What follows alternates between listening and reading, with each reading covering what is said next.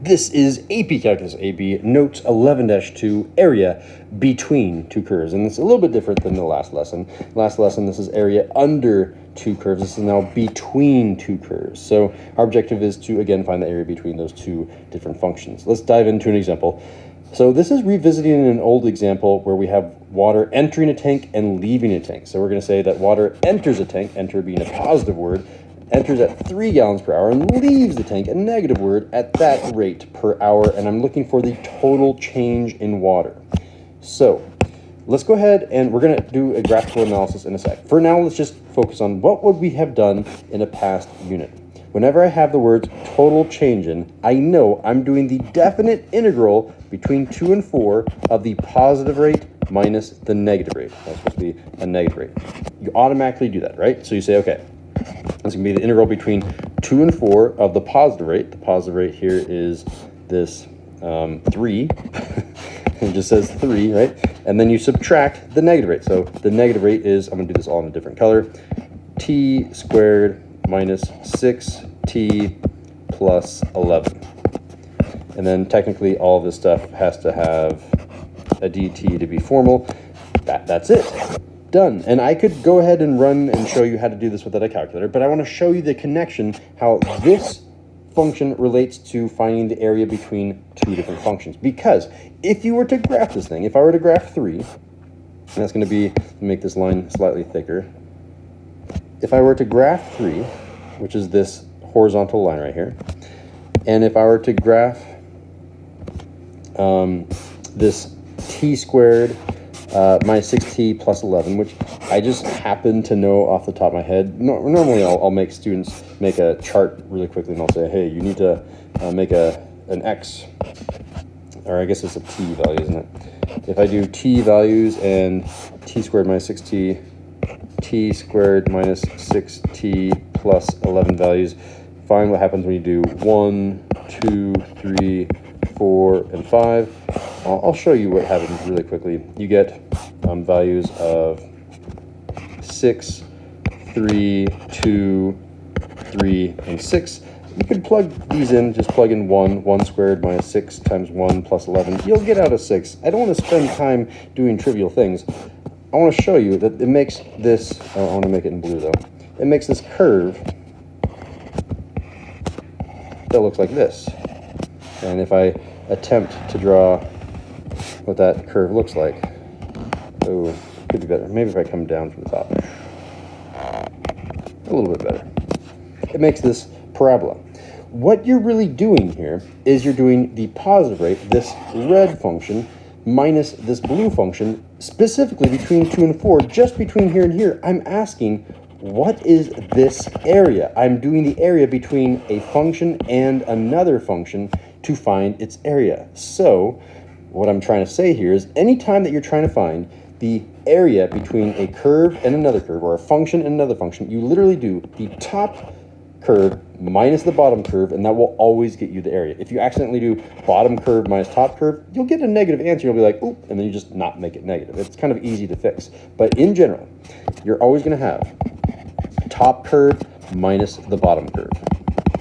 That's where I was going with. But I do want to show you, how would you solve this without a calculator? Again, it's nice to know, how would you do this objective of finding the area between two different functions without a calculator and with a calculator? The next function, or the next problem, I'm going to do this one with the calculator in an example that might be a little bit too hard, but I want to play with it a little bit. So how would you do this function? You would first simplify the interval between 2 and 4 of this 3. Oh wait, so let's distribute the negative. It'll be a negative t squared plus 6t. Okay, I'll have a negative 11 plus a 3, which is a negative 8. And then technically all of that stuff, dt, if I'm being formal about it.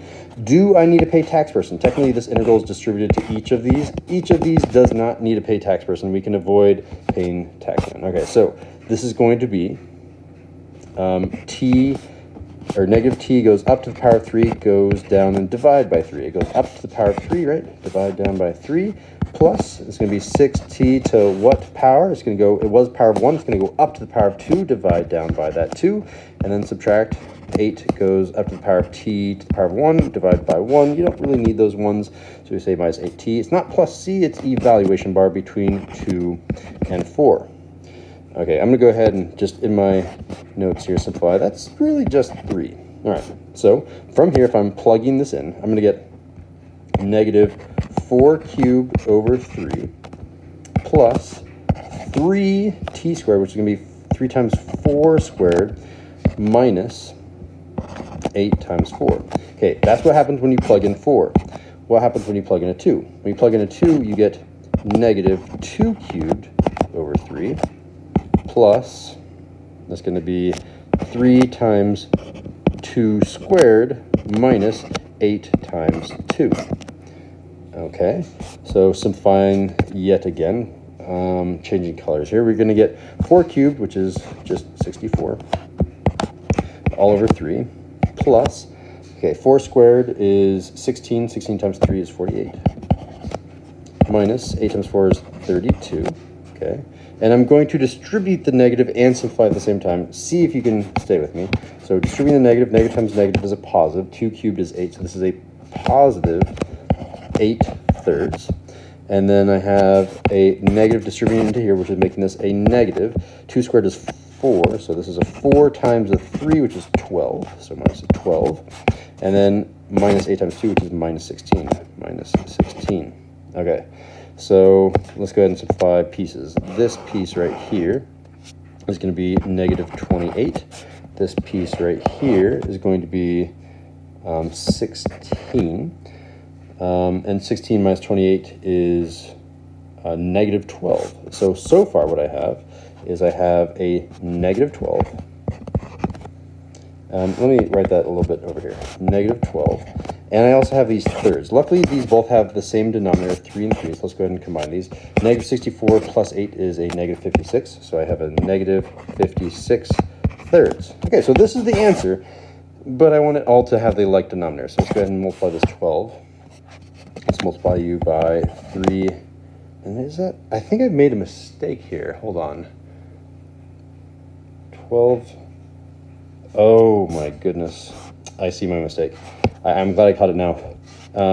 This negative times this negative is a, yeah, if you caught that before I did, go ahead and give yourself some extra credit. This should be a positive, which means that this is not a negative 28. It's just a 4, a measly old 4, which means if I'm doing 4 and 16, that should add up to 20. That's kind of nice, actually. So let's change that into a 20. 20. And then 20 times 3 is going to be 60. And I have to multiply by 3 over 3. So this is going to turn into a new equation. Let's go ahead and write it over here.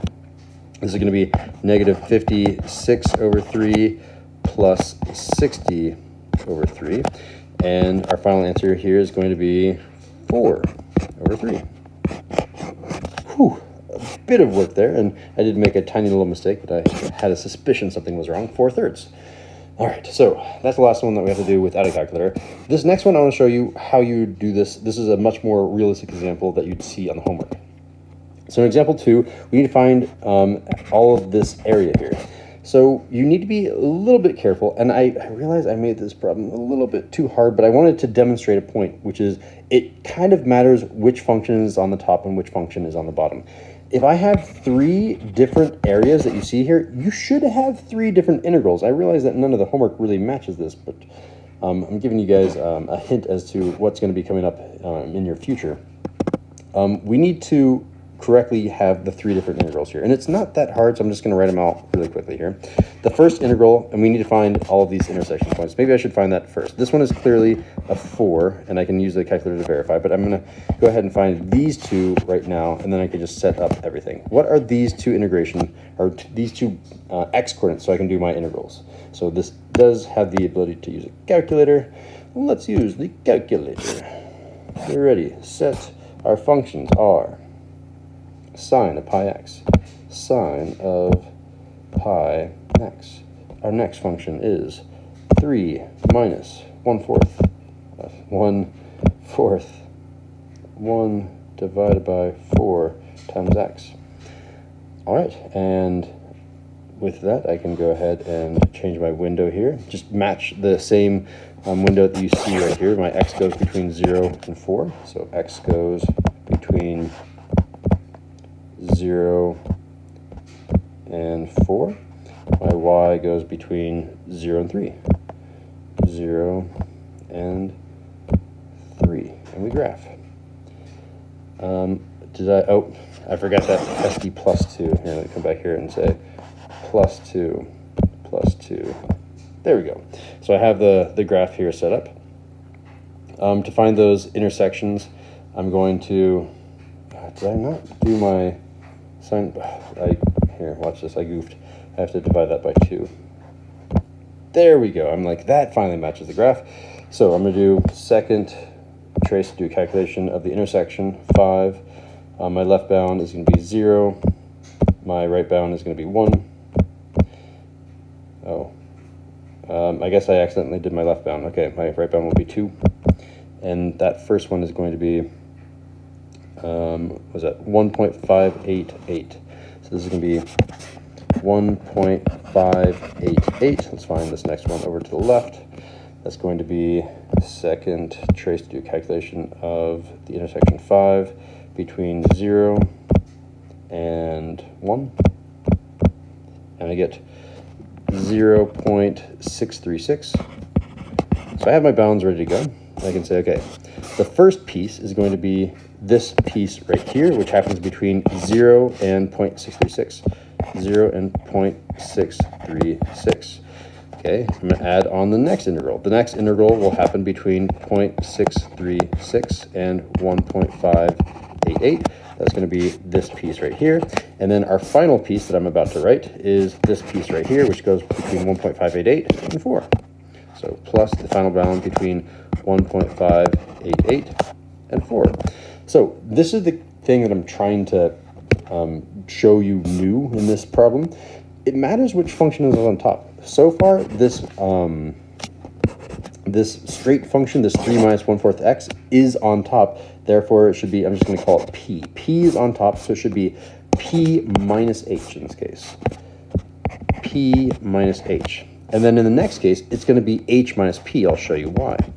H minus p, because h is on the top, so h is this sine function. The sine function is on the top, and this p function is on the bottom. You always do top minus bottom, otherwise it will be backwards. And then again, it switches back, so p is on the top, and then h is on the bottom. And I can maybe write this out a little bit better. This one was h, and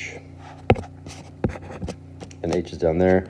This function is always p and p. You can see which one is on top. So this is going to be p minus h minus p, and p minus h.